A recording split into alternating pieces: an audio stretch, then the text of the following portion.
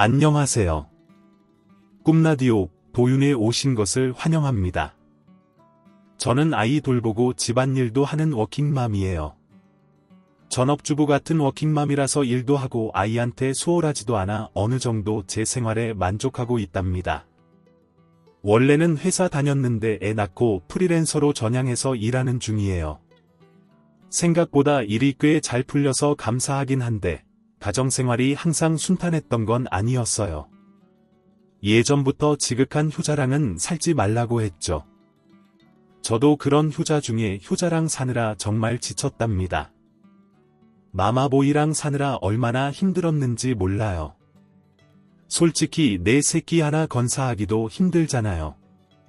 애는 그래도 내 속에서 나왔으니 그렇다 쳐도 가장이라는 남편이 마마보이라 그 뒷바라지 하느라 속이 다 썩어 문드러졌어요. 그러다 최근에 이혼하면서 다시 안정감을 찾았어요. 제가 겪어보니까 우리 아들, 우리 엄마 하는 집안이랑은 아예 엮이지 않는 게 최선인 것 같아요. 근데 결혼할 때는 그게 눈에 잘 보이나요? 그냥 사람이 좋아 보여서 결혼했죠. 남편은 홀어머니 밑에서 여동생이랑 같이 지냈어요. 제가 친정엄마한테 미리 사위될 사람이 사실 아버지가 안 계시고 홀어머니 모시고 살았다고 했거든요. 밑에 여동생 한 명 있고 식구끼리 의지하고 잘 살아왔다고 보면 인물도 좋고 성격도 좋아서 아버지 안 계시는 건 크게 문제 안 될 거라고 귀띔했어요. 아무리 제가 좋다고 해도 친정에서 이 부분으로 문제 삼을까 걱정했거든요. 처음에는 친정에서 조금 걱정하긴 했지만 남편을 만나보니 서글서글하고 효자 노릇도 잘해서 다들 마음에 들어 하시더라고요.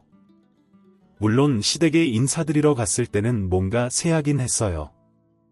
긴장한 상태라 시어머니가 한 말을 다 기억하지 못했지만 뭔가 귀에 거슬리는 말을 하긴 했거든요. 이제 결혼하면 한 식구니까 잘 지내보자. 내가 남편 없이 애들 키웠지만 부족하게 키우진 않았어. 앞으로 남편 잘 챙겨야 되고 애도 꼭 낳고 특히 아들은 꼭 낳아야 된다. 그리고 어른 모시는 걸 알아야 돼. 우리 집은 제사나 명절 차례를 중요하게 생각하니까 그런 기본은 지켜줬으면 한다. 뭔가 시어머니는 지금 시대와는 동떨어진 부담스러운 말을 해서 걱정이 됐지만 지방에 사는 분이니까 옛날 사고방식을 가진 것 같아서 그냥 그러려니 했죠. 예전 분들은 우리랑 생각하는 게 다르니까요. 근데 남편도 지금 와서 생각하면 약간 느낌이 좋지 않은 부분이 있었어요. 항상 시어머니한테 엄마 뭐 필요한 거 없어요? 뭐든 다 말해요. 제가 다 해드릴게요. 이러면 효자다운 모습을 보인 것까지는 좋아요. 다만 저한테 우리 엄마가 아버지 일찍 돌아가시고 정말 고생 많이 하셨어. 그래서 우리가 잘 받들어야 돼. 부모를 잘 공경해야 애 낳아도 애들이 배우지 않겠어. 어른 모시고 사는 걸 알아야 나중에 우리한테도 잘하지 않겠어라고 하는 등 좀 과한 모습을 보이기는 했어요. 그래도 모 사람이 워낙 좋아 보였고 부모한테 잘하는 사람 치고 나쁜 사람이 없으니 결혼하면 딱 좋겠다 생각했죠. 우리 친정에도 잘할 거라는 기대감도 있었고요. 어른 잘 모시는 게 나쁜 건 아니니까요. 그렇게 결혼했는데 신혼집은 서울에 있었어도 친정도 가까운 경기권이라 자연히 친정 부모님이랑 왕래가 잦을 수밖에 없었어요. 그리고 친정에서 워낙 이것저것 해주시는 걸 좋아하시다 보니 저희를 불러내서 맛있는 거 사주시고 갈 때마다 반찬도 챙겨주시곤 했죠. 그때마다 남편은 은연중에 우리 엄마도 이런 거 좋아하는데 우리 엄마도 이런 거 잘 드시는데 같이 드셨으면 좋겠다. 언제 한번 모시고 오면 좋겠는데 라고 혼잣말로 자꾸 중얼거리더라고요. 친정 부모님을 만날 때마다 항상 시어머니를 생각했고 처음에는 진짜 부모님을 잘 챙기는구나 하고 좋게 봤어요. 하지만 시간이 갈수록 그 말이 점점 부담스러웠고 굳이 제가 듣는 데서 얘기해야 하는 건가 싶어 좀 거북스럽더라고요. 그래서 저는 남편이 자꾸 같은 말을 반복하지 않도록 시어머니한테 고기도 보내고 옷도 사서 보내고 나름 잘 챙겨드리려고 했어요. 하지만 남편은 친정 부모님을 자꾸 보는 걸 점점 불편해했죠. 대놓고 싫어하는 건 아니었지만 장인어른 장모님 너무 자주 보는 거 아니야? 꼭 이렇게 매번 봐야 돼.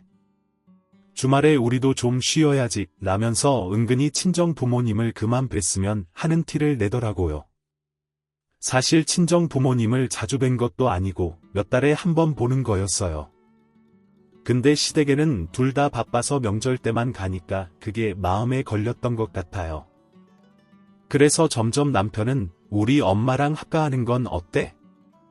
그러면 장인어른 장모님이랑 다 같이 편하게 볼 수 있지 않겠어?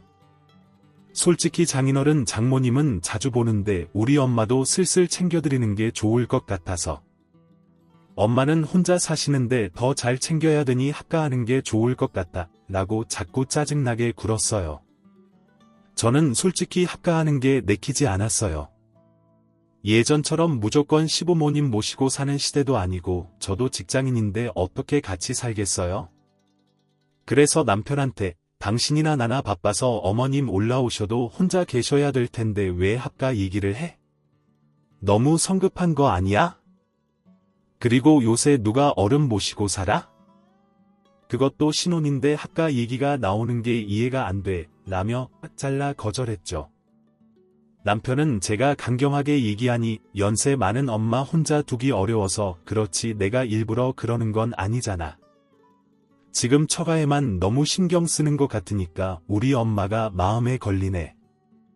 당신 불편하라고 그러는 건 아니야.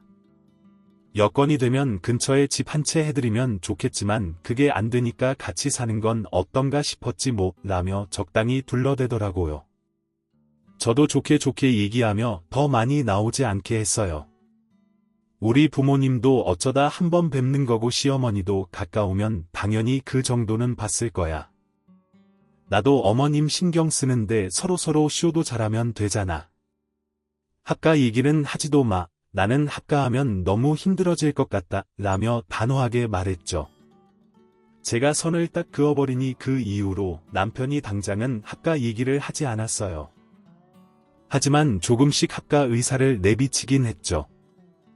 그때마다 제가 방어를 잘하긴 했지만 점점 불안한 마음이 들기 시작했어요.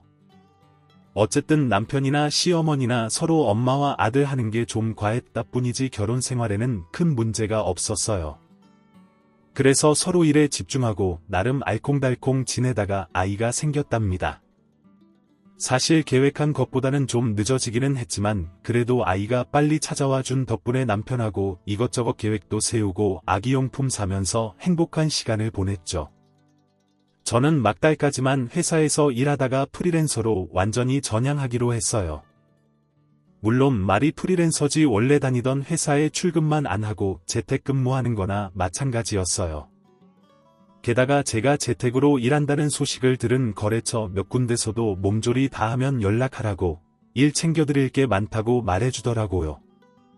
안 그래도 개인적으로 의뢰하고 싶은 게 있었는데 출근 안 하신다니까 눈치 안 보고 맡기면 되겠다고 비슷한 말을 해주시더라고요. 먼저 일 맡긴다고 전화해 주시니 얼마나 고맙던지 출근도 안 하고 집에서 몇 군데 일을 하니까 앞으로도 더 편하겠다 싶었어요. 근데 애기 낳을 때쯤 되니 남편이 또 합가로 압박하기 시작했어요. 저는 아예 잊어버리고 있던 문제라 갑자기 말을 꺼내니까 당황했죠. 남편은 우리 엄마 혼자 시골에 사셔서 걱정되네. 우리 애 낳으면 여기서 애도 봐주고 당신 밥도 챙겨주고 하면 서로 편하지 않을까?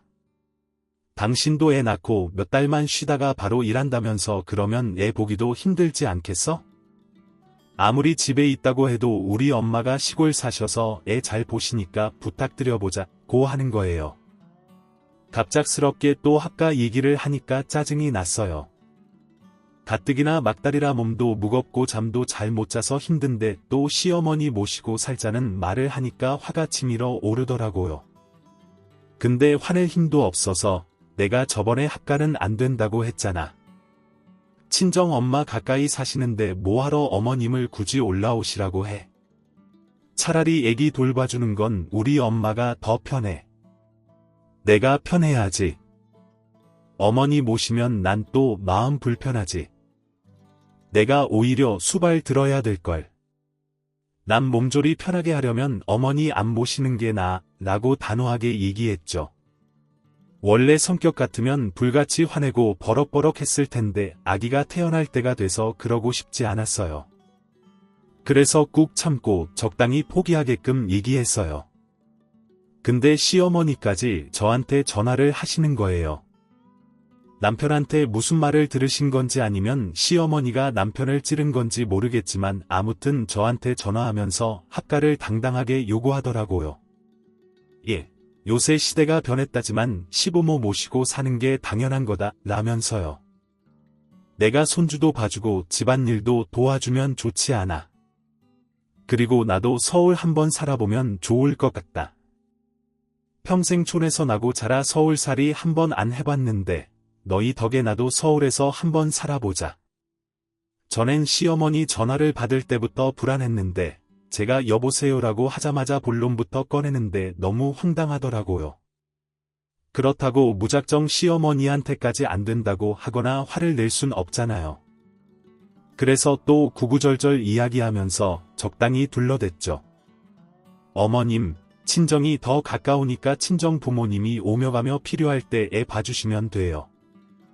그리고 집도 비좁아서 애 낳으면 어머니 계실 공간도 없어요. 너무 죄송하지만 같이 지내기는 어렵다 보니 애 낳고 저희가 자주 찾아뵐게요. 서운하신 거 알지만 여건이 이래서 죄송한 말씀만 드리게 되네요. 그때까지만 해도 제 기준에서 시어머니는 좀 고지식하고 옛날 사고방식을 가져도 말은 통하는 분이었어요. 그래서 제가 좋게 얘기한 거였죠. 하지만 시어머니는 끈질겼어요. 아니 나 혼자 올라가는데 집 한 칸 다 차지하는 것도 아니고 왜 내가 있을 공간이 없다는 거냐?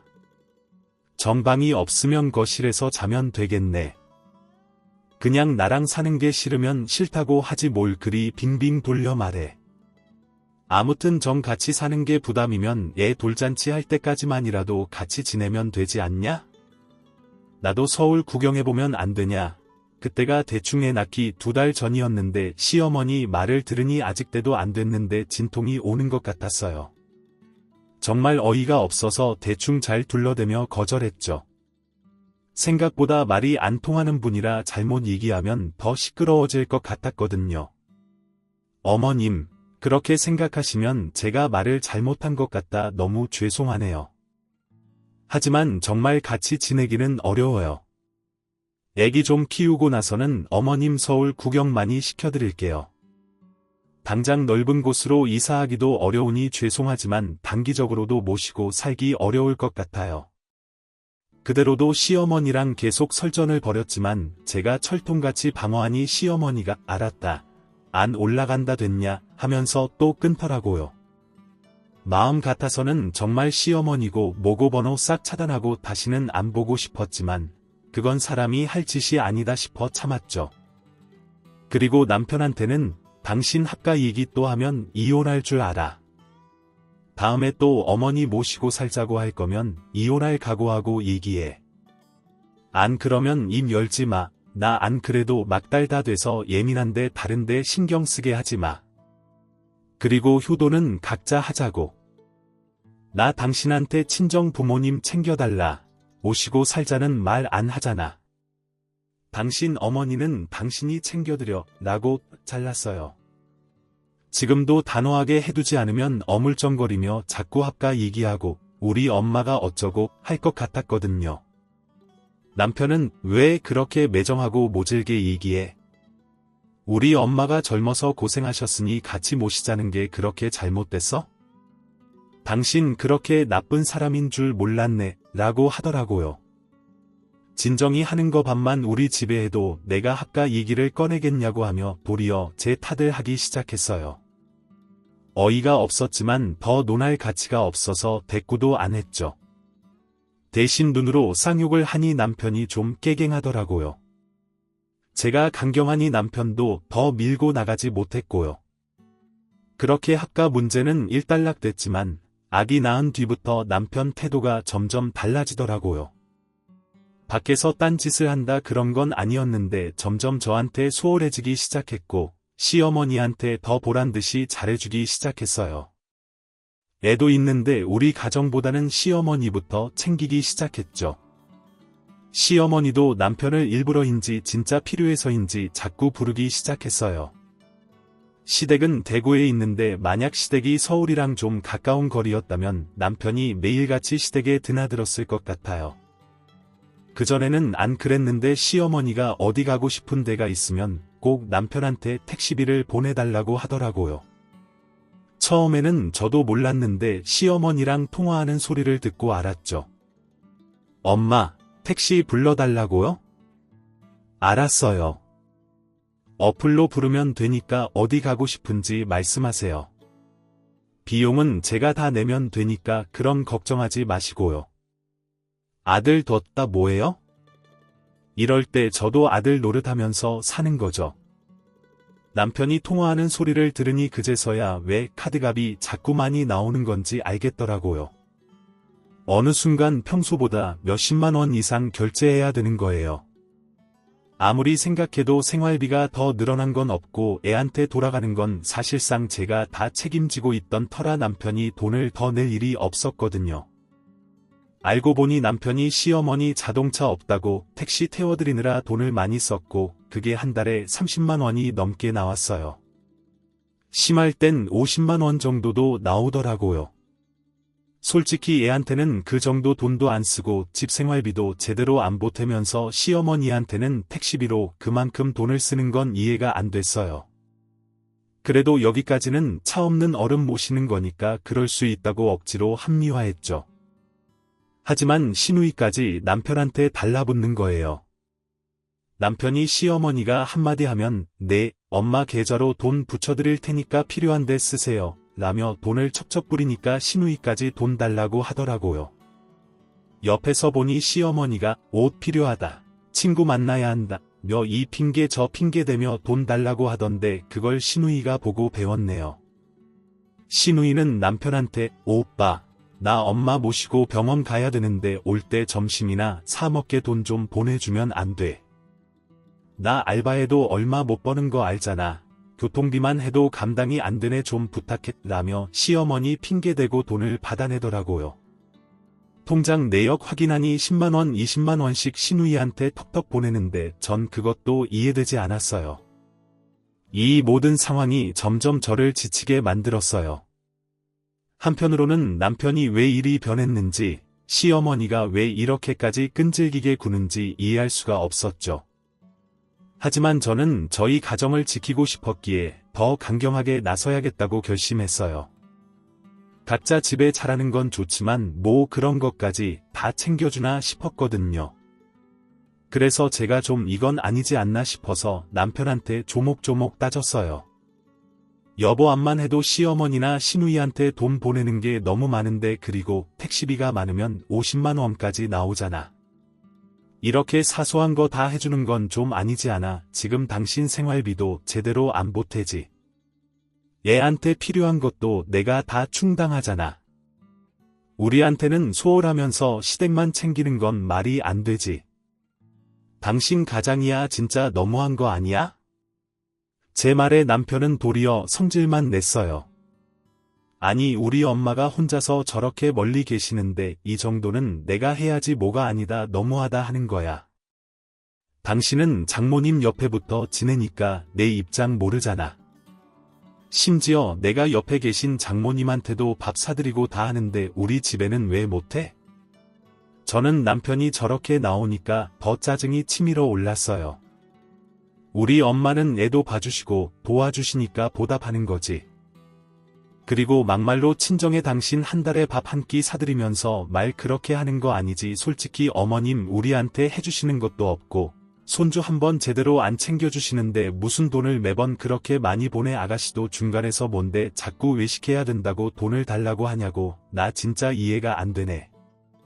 제가 있는 그대로 이것저것 따지니까 남편은 도리어 저를 계산적이라고 몰아세우더라고요. 당신 왜 이렇게 계산적이야? 어떻게 가족끼리 그럴 수가 있어?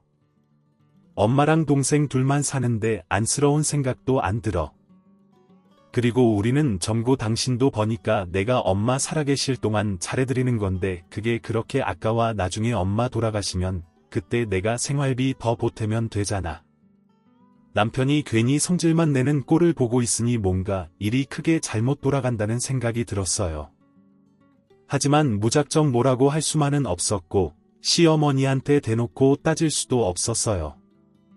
그래서 참다 시누이한테 직접 연락해서 아가씨 앞으로 외식하고 싶으시면 본인 돈으로 하세요. 돈 달라고 그만 연락하시고요. 들어보니 아르바이트도 하고 있다고 하는데 그 정도 식사할 돈 없는 거 아니잖아요. 다음부터 필요한 거 알아서 해결했으면 좋겠어요라고 했죠. 하지만 시누이는 남편하고 똑같이 제 탓만 했어요. 아니 새언니 진짜 염치 없네요. 제가 지금 언니 역할 며느리 역할 대신하는 거잖아요. 고맙다고 얘기는 못할 망정 꼴랑 10만원 20만원 보낸 것 같고 생트집을 잡아요. 갑자기 연락해서 무슨 말 하려나 궁금했는데 이딴 식으로 돈 갖고 연락할 거면 다시는 전화하지 마요. 시누이는 전화를 뚝 끊어버렸고 저는 이때도 정말 뒷목 잡고 넘어가는 줄 알았어요. 대구 사는 시어머니랑 시누이 때문에 제가 생활비도 거의 다 충당해야 하죠. 뻔뻔하게 돈 요구하는 걸 그냥 잠자고 있으며 참아야 하죠. 도대체 이게 뭔가 싶더라고요. 제가 애 낳고도 프리랜서로 자리 잡았으니 다행이었지 안 그랬으면 진짜 손가락만 빨면서 살아야 됐을 거예요. 이렇게 시달릴 거면 차라리 그냥 대구에 내려가서 지내는 게 좋지 않을까 싶었어요. 그래야 남편이 매번 나도 처가에 잘해주잖아. 내가 사위 노릇 안 하는 것도 아니고 할 거다 하면서 우리 엄마 좀 돌봐드린다는 게 뭐 그렇게 잘못된 거야 라고 하는 레퍼토리에서도 벗어날 수 있을 것 같았어요. 이렇게 자꾸 남편이 시댁에 돈 붙이고 정작 우리 가족은 나 몰라라 하니까 이건 뭔가 아니다 싶은 생각이 강하게 들었어요. 솔직히 애만 아니면 이혼을 진지하게 고려했을 정도로 심각했죠. 애 얼굴을 보면 차마 아빠 없는 가정에서 살게 하는 건 아니다 싶어 참았지 안 그랬으면 그때 바로 헤어졌을 거예요. 그렇게 소리 없는 전쟁과 갈등이 지속되던 때에 남편이 갑자기 지방으로 발령을 받았어요. 그것도 갑자기 뜬금없이 이야기를 하더라고요. 나 다음 달부터 울산으로 내려가야 될 것 같아. 늦어도 한 달 반 정도 시간 있으니까. 그동안 당신이 애 어린이집이랑 학교 좀 알아봐줘. 부동산도 다녀오고 내가 알아볼 시간이 없어서 부탁 좀 할게. 처음에는 갑자기 통보식으로 얘기하니 상황 파악이 잘 안 됐어요. 그래서 제가 벙 떠서 가만히 있으니 남편이 내가 갑자기 발령받아서 그래 나도 회사에서 정해준 대로 해야 되니까 어쩔 수 없더라고. 그래도 조건은 더 좋아졌으니까 당분간은 계속 울산에서 일해야 될 것 같아. 오래 있더라도 다시 서울 올 기회 되면 올 거니까 일단은 내려가줘라고 설명해 주더라고요. 저는 생각지도 못한 소식이라 걱정이 됐어요. 뭐야? 왜 갑자기 지방 발령이야? 당신 회사에서 무슨 일 있는 거야? 혹시 잘릴 거? 발령받은 걸로 대체하는 거 아니지? 당장 그만둬도 내가 벌고 있긴 하지만 그래도 요즘에 일자리 새로 구하기도 어렵잖아.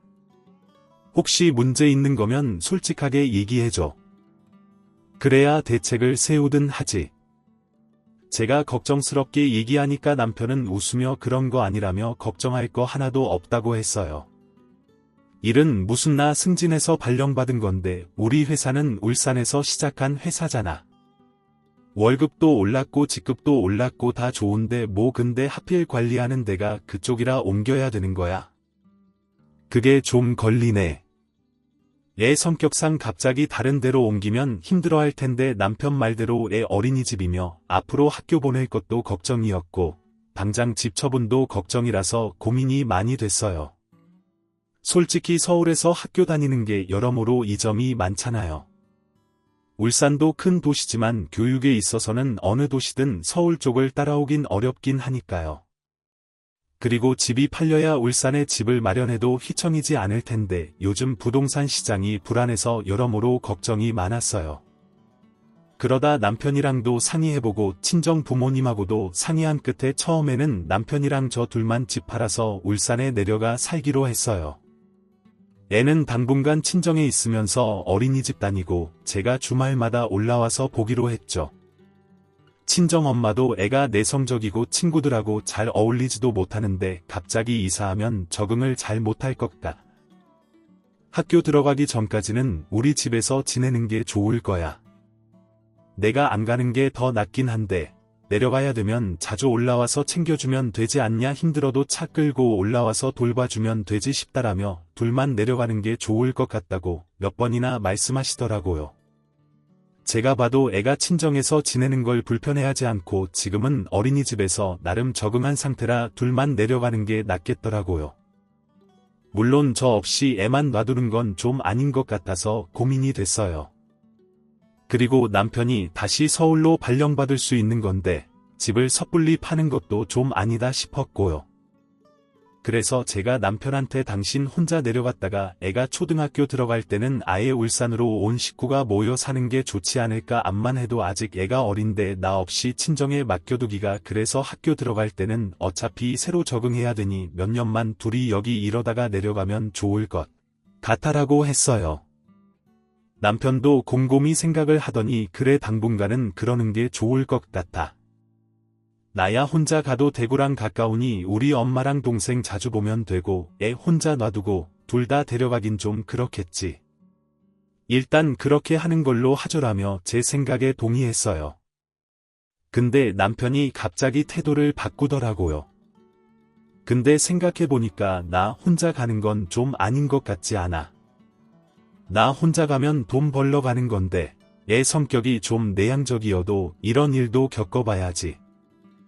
다 같이 내려가자. 저는 갑자기 뜬금포로 얘기하는 게 이해가 안 돼서 왜 갑자기 다 같이 내려가자고 하는 거냐고 물었어요. 그러니 남편은 가족끼리 뭐하러 떨어져서 지내, 그냥 같이 사는 게 맞는 것 같더라고. 우리끼리 똘똘 뭉쳐서 잘 지내야지. 내가 부동산에 집도 내놨어. 일단 울산 집은 구했으니까 여기서 집 팔리면 집값 싹 내고 은행에 넣어놨다가 필요할 때 쓰죠라며 아예 혼자 결정하고 통보를 해버리더라고요. 그 말을 들으니 대구에 있는 시댁이 떠올랐어요. 남편이 어떤 생각으로 다 같이 내려가자고 하는 건지 알 것 같더라고요. 다 내려가면 아예 시댁에 들락날락하며 지금보다 더 챙겨주겠죠. 저는 혼자 생각하면서 고민을 많이 했어요. 차라리 끝까지 안 내려가고 친정집에서라도 버티는 게 좋지 않을까 싶었는데, 만약 남편이 혼자 내려가서 지내면 시어머니랑 신우가 아주 작정하고 돈 달라고 할 것 같았어요. 돈 귀신들이 들러붙어서 남편 뜯어 먹느니 차라리 제가 귀찮더라도 내려가서 중간 역할을 잘해야겠다는 판단을 내렸죠. 그래서 남편이 퇴근하자마자 불러서 이야기를 했어요. 여보, 어머님도 우리 울산 내려가는 거 아셔? 어머님도 좋아하시겠네, 대구랑 가까워지잖아. 제 말에 남편은 갑자기 발끈하더라고요. 또 우리 엄마 이야기야, 당신 설마 울산 가기 싫다는 게 우리 집이랑 가까워서 그런 거야, 진짜 해도 너무한다. 어쩜 시어머니랑 가까워지는 것도 싫다고 그러냐. 전에 남편 태도에 황당해서 무슨 소리야? 내가 언제 시댁 때문이라고 했어? 우리 애 때문이라고 했잖아. 적응을 잘 못하는데 갑자기 사는데며 어린이집이며 싹 다 바뀌면 얼마나 힘들겠어라고 퉁명스럽게 대꾸했죠. 하지만 남편은 괜히 애 핑계대지 마. 시댁 가까워서 싫다는 거잖아. 내가 모를 줄 알아? 당신 그러는 거 한두 번이냐고. 진짜 징글징글하다. 시어머니가 그렇게 싫어라며 자리 몰아세웠어요. 아니야, 아니라고. 나도 내려가는 거 찬성이야. 부동산에서 연락 왔길래 집 팔 거라고 말했어. 애도 혼자 놔두기 어려우니까 다 같이 내려가자. 제 말에 남편은 놀라서 눈이 휘둥그레지더라고요. 뭐 진짜 당신이 정말 내려가서 같이 지내는 거 괜찮은 거야? 우리 가족 다 같이 내려가서 살아도 괜찮아? 남편이 계속 놀라서 몇 번이나 묻길래 저는 계속 그렇다고 했죠. 어차피 거기서 평생 지낼 것도 아니라며 괜찮아. 전세금 빼서 내려가 지내는 건데 이번 주말부턴 슬슬 짐 정리해야겠다. 당신도 자꾸 내 마음은 삐뚤게 생각하지 말고 어머니께도 말씀드려라. 제 말을 듣고 남편이 좋아할 줄 알았는데 오히려 남편은 아무 말을 하지 않았어요. 그리고 시댁에서도 아무 연락이 없더라고요. 그게 정말 이상했어요. 식구가 전부 울산으로 내려간다고 하면 당연히 어머님이 좋아하실 것 같았거든요. 근데 시어머니는 이런 방구도 없었죠. 시누이조차 아무 말이 없었어요. 그래서 제가 먼저 시어머니한테 전화를 드렸죠. 어머님, 저희 이사 가는 소식 못 들으셨나요? 아범이 울산으로 발령 받았잖아요. 그래서 다 같이 내려가기로 했어요. 그 말에 시어머니는 심드렁하게 대답하더라고요. 그래, 이야기는 들었다. 아범 따라 다 같이 내려와 지낸다며 그건 생각 참 잘했어. 가족끼리 다 같이 사는 게 맞지? 아범 혼자 내려가면 얼마나 쓸쓸하겠어. 너희끼리 오손도손 잘 살고 돈 잘 벌고 하면 된다. 저는 시어머니가 자꾸 남편한테 이것저것 요구하는 걸 차단하려고. 네, 이제는 제가 내려가니까요. 무슨 일 있으시면 아범 말고 저한테 연락 주세요. 아범은 출퇴근하고 저는 집에서 일하니까 제가 도와드리기 더 좋을 거예요 라고 말했죠. 하지만 시어머니는 아니다. 내가 너한테 뭐하러 연락해, 또 무슨 소리를 들으려고. 일 없다. 이사 준비나 잘해서 내려오거라. 알았지? 우리 이쁜 손주도 잘 챙겨주고라며 대충 넘기려 하시더라고요. 저는 어찌됐든 이제 제가 중간 역할만 잘하면 되겠다는 생각이었어요. 그래서 시어머니한테도 대충 내 어머님 이사 준비 끝내면 대구로 한번 내려갈게요 라며 영혼 없는 말을 건넸죠. 근데 시어머니가 대구가 아니다. 너희 살림이나 잘 챙기거라. 뭐 하러 오냐, 그냥 너희끼리 잘 지내라며 얼버무리는 거예요. 이때 뭔가 좀 이상하더라고요. 일부러 일을 시키려고 불러댈 것 같았는데 오히려 제가 가는 걸 꺼려하는 것 같았어요. 어쨌든 제가 좀 불편해서 그러는 거겠거니 했고 저는 이삿짐 싸느라 계속 바쁘게 지냈어요. 출발하기 이틀 전에 시어머니한테 연락을 했는데 안 받아지는 거예요. 여기서 진짜 뭔가 이상하다는 게 확 느껴졌어요. 시어머니가 연락이 안 되니까 남편한테 우리 이틀 뒤면 내려가는데 어머님은 알고 계셔. 왜 전화를 안 받으시지? 내가 전에 다 같이 내려간다고 말씀드렸는데 당신이 한번 전화해봐라고 했죠. 근데 남편이 자꾸 대답을 회피하고 얼버무리는 거예요. 바쁜 일이 있으니까 전화를 안 받으시겠지. 뭐 나중에 통화하면 되잖아. 급한 일도 없는데. 저는 남편 태도도 이상하고 시어머니가 연락이 안 되는 것도 이상해서 계속 꼬치꼬치 물었어요. 혹시 또 무슨 일 벌인 거 아니야? 왜 말을 안 해? 내가 이제 울산 내려가면 시댁 일은 나를 통해서 해. 알았지? 당신 혼자 뭐 해드리려고. 그런 일은 절대 없게 했으면 좋겠어. 암만 각자 효도한다지만 부부끼리 기본적인 건 얘기해야지. 제가 단호하게 얘기하니 남편은 저를 물끄러미 바라보더니 당신이 우리 엄마 챙길 일은 없어. 우리 엄마도 곧 이사 가시거든 라고 하는 거예요. 이게 무슨 뚱딴지 같은 말인가 싶었죠. 뭐 이사 어머님이 어디로 이사 가시는데. 아니 이사철은 중요한 일이 있는데 나한텐 말 한마디 없었어. 설마 울산으로 오시는 거야? 뭔데 무슨 소린데. 저는 학가 얘기가 나올까? 심정이 철렁했어요. 학가까진 아니어도 뭔가 불안한 느낌이 들더라고요. 근데 남편 입에서 나온 소리는 정말 뜻밖이었어요. 울산은 무슨 우리 엄마 서울에서 지내고 싶다 하시는데 서울에서 한번 살아보는 게 소원이라고 하셔서 관악구 쪽으로 집 알아봐 드렸어. 삶은 얼마나 사시겠어? 돌아가시기 전에 서울 한번 지내보시는 것도 좋을 것 같더라고. 그래서 급하게 결정한 건데 이제 말해서 미안해. 저는 한갓 소리는 아니어서 다행이었지만 갑자기 서울로 올라오신다는 게 이상했어요.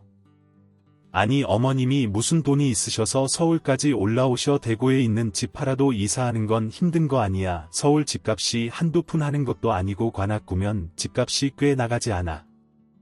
물론 강남보단 덜하겠지만 남편은 충격적인 얘기를 했어요. 안 그래도 우리 집 한 돈을 다 빌려들었어. 서울에서 살아보고 싶으시다길래 원 들어드리고 싶더라고. 평생 지방에서만 사셨는데 서울에서 좀 살아볼 수도 있지. 나중에 내가 서울이나 경기권으로 발령받으면 우리 엄마 사는 집에 애하고 당신하고 같이 들어가 살면 되잖아. 그러면 돈 돌려받은 거나 마찬가지고 그때 집 시세 오르면 우리한테는 더 이득이지. 이건 완전 개소리였죠. 저는 이제 와서 또 학가가 웬 말이야. 그리고 지방 가서 살 집은 무슨 돈으로 구해? 아직 계약금만 치렀지 나머지는 한 푼도 못 줬잖아. 집 한 돈으로 울산 집값 치르기로 한 거 아니었어? 왜 돈을 시어머니한테 드려? 당신 제정신이야. 뭘 어떻게 보려고라고 소리를 꽥 질렀어요. 저한테 성의도 없이 돈을 빌려드렸다는 것도 어이가 없었고 나중에 결국 시어머니 모시고 살자는 소리니까 정말 화가 치밀어 오르더라고요. 안 그래도 남편은 돈을 모으는 스타일이 아닌데다가 시누이가 사고친 거 계속 갚느라 돈도 별로 없었어요. 사실 시누이가 다단계면 모 돈에 눈이 돌아가서 이상한 짓만 하고 돌아다녔거든요. 변변한 직업도 없이 돈만 갖다 쓰니 세상 물정도 모르고 사기꾼들한테 된통 당했죠. 근데 그걸 또 남편이 갚아준 거예요.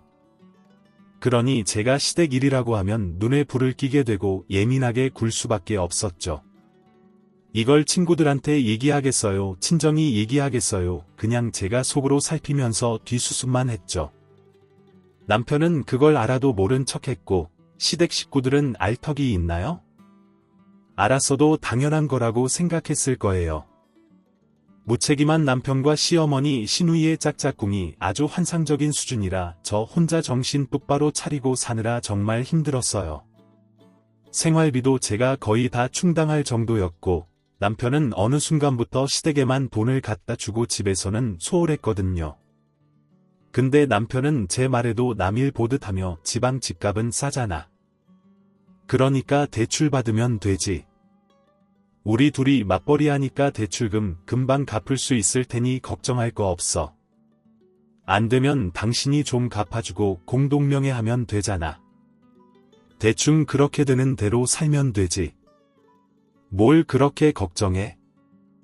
나중에 결국 서울 엄마 집이 우리 집 되고 그럼 우리 재산 더 불어나는 건데라고 하더라고요. 저는 당장 우리 살 집이 없는데 무슨 소리야. 계약금만 걸었다고 다 우리 집이야. 대출이 애들 장난이냐고. 너같이 무책임한 놈은 나 처음 봤다. 대출을 그렇게 쉽게 얘기하는 사람이 어디서 대출 받는다 쳐도 내가 갚는다는 것도 아니고 나보고 갚으라고. 이건 진짜 선 넘었다. 너같이 경제관념 없이 살고 마음 아보이로 사는 놈하고는 더 이상 같이 못 살겠다. 그래 이혼이 급하지 돈이 급하겠어. 우리 이혼하자라고 던졌어요. 남편은 제 말을 듣고 도끼 눈을 뜨더니 소리를 버럭버럭 질렀어요. 뭐 우리 엄마한테 좀 잘해드리고 필요한 거 챙겨드린 것 같고 이혼하는 게 말이 돼. 그리고 내가 무책임하다고 내가 처가에 잘해준 거며 우리 식구들 챙긴 거며 못한 게 뭐가 있어? 집 알아볼 때 대출 받는 건 당연한 거잖아. 누가 대출 없이 집을 구해? 엄마한테 돈 그냥 드린 거 아니고 빌려드린 거니까 더 이득인데 그 계산도 안 돼. 남편이 방방 뛰면서 소리를 지르는데 애 보기에 창피하지도 않나 싶을 정도였어요. 저는 그 모습에 내가 저런 거랑 살면서 애를 낳았나 싶어 헛웃음이 나왔죠. 계속 말도 안 되는 논리를 펼치며 앞으로 우리가 더 돈 많아진다 이득이다 그러는데 말이 되나요? 시어머니 돌아가실 때까지 수발해야 할 거고 돌아가신들 우리가 아니라 남편 재산이 많아지는 거겠죠. 대충 보아하니 시어머니가 쿡쿡 찌른 대로 하는 것 같은데 마마 부위도 저런 마마 부위가 없었어요. 매번 우리 엄마 내 엄마 타령만 하고 모조리 여동생만 챙기면서 가장 노르듯 못하는 건 필요도 없었고요. 그래서 저는 너 혼자 지방 내려가 나는 지방에서 못 살아. 아니 너 같은 거랑 못 살아. 난 애 데리고 친정 가서 편히 쉴 테니까 넌 혼자 지방 가서 밥 해먹고 빨래하고 신우 뒤치다거리 하고 시어머니 챙기고 다 해. 알아서 살아봐라고 비꼬면서 툭툭 던졌죠. 제 마음을 돌릴 생각은 전혀 없었어요. 남편은 너 말을 왜 그렇게 싸가지 없게 해 그리고 내 말이 틀린 것도 없고 잘못된 것도 없는데 왜 자꾸 남의 성질머리를 건드려 네가 날 가장으로 생각하면 그런 식으로 얘기할 수 있어라며 자꾸 핀트에 어긋난 말만 하더라고요. 전 뭐라고 하든 이혼할 거라는 결심은 고쳤고 구구절절 대답할 필요성도 못 느꼈어요. 그래서 난 이혼 생각 변함없고 예전부터 마음먹었던 거야. 내가 하는 행동 보니 진짜 같이 못 살겠다. 시어머니한테 준 돈 중에서 내 몫은 다시 돌려줘야 될 거야. 이 집도 내가 대출 거의 다 갚은 거 알지? 기록 다 있으니까 재산 분할하면 내 몫이 더 많을걸. 변호사 알아보고 소장 접수할 테니까 너도 억울하면 변호사 선임해봐. 그래봤자 내가 이길 테지만 라고 제가 할 말만 해버렸죠. 그리고 아예 방에 들어가 버렸어요. 밤이 늦어 애랑 자고 다음날 바로 친정 가려고 했는데 밤중에 남편이 전화하는 소리가 들렸어요. 자꾸 소리가 거슬려서 짜증이 나 방문을 열고 나가보니 시어머니랑 통화 중이더라고요. 엄마 말대로 지방 발령 신청해서 내려가게 됐는데 저 사람이 이혼하자고 그러잖아요. 엄마가 시키는 대로 했는데 더 일이 꼬였어요. 지방 가서 좀 살다 보면 저 사람은 서울 사람이라 지방 생활 못 견딜 거고, 그럼 그때 다시 서울 쪽으로 발령 신청하면 엄마랑 합가할 수밖에 없을 거라고 했잖아요. 근데 이렇게 이혼하면 어떡해요? 남편은 시어머니한테 징징거리며 얘기했고, 시어머니가 뭐라 달래는 것 같았는데 고지 듣지 않는 것 같았어요. 엄마 난 진짜 지방 가서 일해야 되는데 엄마 때문에 난 지방으로 내려가야 되잖아. 당장 집 구한 것도 아니고 친한 분한테 물어보니까 다 서울에서 일하려고 하는데 왜 내려가냐고, 다음에 언제 올지 계약도 없다고 하던데 엄마 때문에 이게 뭐예요? 남편이 소리 지르는 걸 들으니 저 정도로 엄마 하는 놈인 줄 알았으면 결혼 안 했을 텐데 하고 후회가 됐어요. 물론 시어머니 말만 잘 듣다가 저렇게 된 건 꼴싸하고 통쾌했지만 저런 게 내 남편이라는 게 창피할 정도였어요. 그래서 전 더 이혼 결심을 고쳤죠. 더 미룰 것도 없이 변호사부터 선임하고 상담받고 바로 소장 접수했어요. 친정에는 어떻게 얘기하나 고민하다가 일단 친정 엄마한텐 사실대로 다 털어놨죠. 당장 애 데리고 친정에 들어가야 했으니 말을 안 할 수가 없었어요. 친정 엄마는 넌 왜 그걸 이제사 말해? 내가 그런 취급받고 살았다는 거 생각하니 치가 떨린다. 이 서방은 사람이 어쩜 그런데 효자라고 좋게 봤더니 너나 우리를 무시하면서 살았을 거 아니냐. 당장 짐 싸서 들어와. 네 아빠한테는 내가 잘 얘기해 둘게. 잘못하면 네 아빠 성질머리에 무슨 짓 할지도 모른다라며 제가 안심할 수 있게 해주셨어요. 저도 제 신세가 어떻게 이렇게 됐나 싶었지만 지금이라도 바로잡아야겠다는 생각만 했어요. 일단 이혼은 해야 모든 게 정상적으로 돌아갈 것 같았어요. 이혼 소송 결과는 당연히 제가 승소할 수밖에 없었고, 남편은 집 대출금도 적게 갚았지 시댁에 꼬라박느라 가장 노릇도 안 했고, 아이 양육에도 참여한 게 없어서 저한테 집 한 돈 3분지이나 들어와야 됐어요. 여기에 제가 남편이랑 시어머니한테 위자료 청구까지 해서 되는 대로 돈을 싹 받아냈죠. 남편은 자기가 불리하니까 아니 뭘 그런 걸 갖고 이혼을 해. 시어머니 멋있는 거 갖고 이혼하자는 여자는 세상 천지에 너밖에 없을 거다. 내가 처가에 한 거 생각하면 넌 그러면 안 되지라며 자꾸 엉뚱한 소리만 했어요. 저는 당연히 눈 하나 깜짝하지 않았죠. 이혼 소송은 생각보다 빨리 끝나고 시어머니는 이사 간 집을 바로 처분해야 됐어요. 그렇게 시어머니의 원이었던 서울살이는 몇 달도 못 가 끝내버렸어요. 시어머니는 억울했던 건지 저한테 어딜 여자가 이혼 우는하고 시어미한테 돈 달라고 소송을 거냐. 내가 어떻게 구한 집인데 너 때문에 제대로 살아보지도 못했잖아. 너만 가만히 있었으면 됐는데 왜 일을 이렇게 키워라고 꼬레꼬레 소리를 질렀어요. 저는 겁날 것도 없었고 징글징글해서 더는 엮이기 싫더라고요. 그래서 시어머니한테 저기요. 앞으로 전화하고 자꾸 욕하고 그러면 모욕죄로 고소할 거예요 라고 하니 깨갱했던지 다시 전화가 오질 않았어요. 남편도 저한테 그래서 여보 내가 잘못 생각했어. 다시 생각해보자. 애도 있는데 이렇게 헤어지자고람에 매달렸지만 이미 게임은 끝났죠. 제가 애랑 살면서 남편한테 양육비까지 받아내서 그나마 막힌 속이 좀 뚫리는 것 같았어요. 남편은 계속 잘못했다. 다시 합치자고 하고 있지만 더 그 말 듣기 싫어서 변호사 통해 얘기하라고 하고 차단해버렸어요. 처음에 저런 모습을 못 봐서 이 고생을 했나 싶었지만 나중에라도 손절하고 탈출할 수 있어서 다행이에요.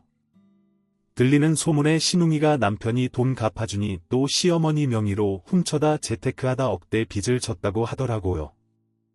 남편은 죽으려고 하고 시어머니는 맨날 술만 마신다는데 남의 눈에 피눈물 낸 사람들이 잘 살 리가 없다는 생각이 들었죠. 조금 전엔 친정에서 애랑 살고 계속 일하는데 얼마나 마음이 편한지 몰라요. 이제는 저도 전 남편처럼 내 부모님 생각하고 잘 모시고 애도 반듯하게 잘 키우려고요. 제 이야기 들어주셔서 감사합니다.